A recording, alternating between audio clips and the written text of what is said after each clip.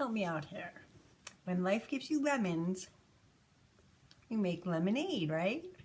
Sometimes the lemons are fresh, and sometimes they're lemons that are from our past, and they get stored in our brain, and the lemonade is slow in coming. And sometimes lemons are colossally big, and today I'm going to talk about this giant lemon, and we're going to call this emotional abuse.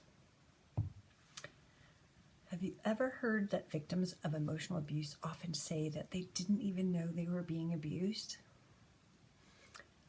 I never knew what narcissist abuse was until I was shell-shocked from the shame of being falsely arrested by an ex-boyfriend that had a very big lie to cover. I now know that I was a target before I was a victim. He used his charm, asking all the right questions to determine my vulnerability, my personality type of being a codependent, people-pleasing, trusting soul. And I've always held a special place in my heart for the weak, and I thought with enough love I could fix them. I now know that's not possible. My journey has not been in vain, and I know that I have sort of found my calling, if you will. And this is to help educate victims of the red flags, the behaviors, and the torment that we all share. My story is one of hope and resilience. And while being arrested was the worst day of my life, because of that day, the bottom of the bottom, I was given a second chance to rise from the ashes. So today I choose to educate you on what a victim of narcissist abuse feels like. Let's get started. Confused. Our abuser has always been different in front of people than when we're with them alone. And things don't often make sense, and we never got answers. We feel isolated. Over time, they didn't like our friends or our family, and they wanted to just be with us. None of us knew that this is control training 101. I feel isolated because now we have trouble trusting, and the crazy gaslighting is a manipulation to make us feel crazy. So it's mind control. We feel embarrassed and ashamed. Why did we stay? How could we not know better? We feel anxious.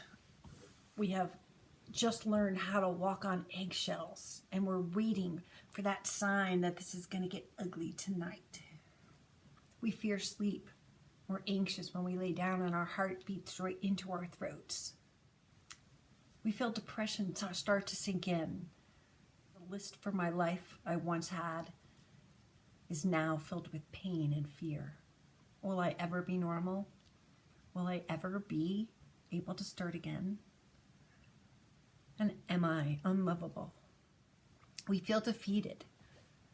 So tired of the battle. It's like a rabid dog just coming after you again and again, and the police don't care. Restraining orders are being laughed at as the narcissist baits and tests us every day. And it seems like no one understands. We feel lonely. He isolated me from my family and my friends, and he triangulated them to hate me. And to the others, a simple smear campaign was plotted. But it was enough to put doubt in my friends and have them walk away because there was simply too much drama. We feel numb. Not like drugged numb, but like I'm floating over someone else's life numb. My opinion never mattered, and that invalidation has taught me not to feel. We feel foggy, and we can't seem to focus and wonder, am I just forgetful?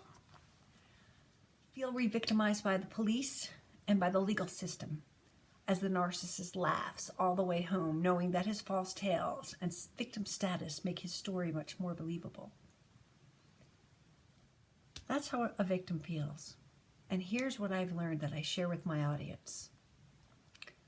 I am not alone. There are over 115 million victims in the United States alone, and I have just begun. There are so many to educate. Our children need to understand what healthy relationships are.